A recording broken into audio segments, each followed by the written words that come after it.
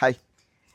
നമ്മൾ property cell ചെയ്തിട്ട് നല്ലൊരു എമൗണ്ട് കിട്ടിയ വ്യക്തികളാണ്. 50 ലക്ഷത്തിന് മുകളിലാണ് നിങ്ങൾ ഈ കഴിഞ്ഞ വർഷത്തിൽ പ്രോപ്പർട്ടി വല്ലതും സെല്ല് ചെയ്തിട്ടുണ്ടെന്നുണ്ടെങ്കിൽ നിങ്ങൾക്ക് കിട്ടിയ എമൗണ്ടിൽ 1% TDS എമൗണ്ട് ഡിഡക്റ്റ് ചെയ്തിട്ടായിരിക്കും നിങ്ങൾക്ക് കിട്ടിയിട്ടുണ്ടാവുക. ഈ എമൗണ്ട് നമുക്ക് എന്താ ഗവൺമെൻറ്റിന് തിരിച്ചെടുത്തതിന് വേണ്ടിയിട്ട് നമ്മൾ എന്ത് ചെയ്യണം? ITR ഫയൽ ചെയ്യണം.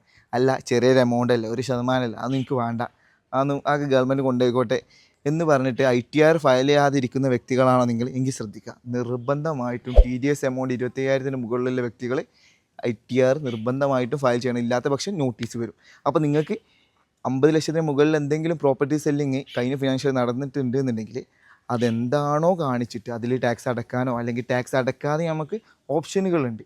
നമ്മളൊരു പ്രോപ്പർട്ടിയാണ് വിറ്റത്, അല്ലെങ്കിൽ ഒരു വീടും സ്ഥലമാണ് നമ്മൾ വിറ്റിട്ട് അന്ന് എമൗണ്ട് 1 കോടി രൂപ വന്നിട്ടുണ്ടെന്നുണ്ടെങ്കിൽ അതിൽ 1 ലക്ഷം രൂപ TDS ആയിട്ട് കട്ട് ചെയ്യുന്നു. ആ 1 ലക്ഷം രൂപ നമുക്ക് റീഫണ്ട് ആയിട്ട് എടുക്കാനും പറ്റും. ഈ 1 CR നമുക്ക് എന്ത് ചെയ്യുക?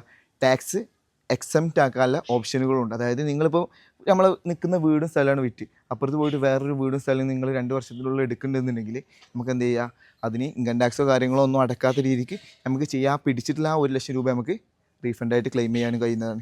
നിങ്ങൾക്ക് ഇതിൽ എന്തെങ്കിലും സംശയം ഉണ്ടെങ്കിൽ താഴെ കാണുന്ന നമ്പറിൽ നിങ്ങൾക്ക് വിളിക്കുക. നമ്മുടെ ടീം ഫുൾ സപ്പോർട്ടായിരിക്കും. അല്ലെങ്കിൽ നിങ്ങൾക്ക് എന്താവശ്യത്തിനും നമ്മുടെ ടീം കൂടെ ഉണ്ടായിരിക്കും.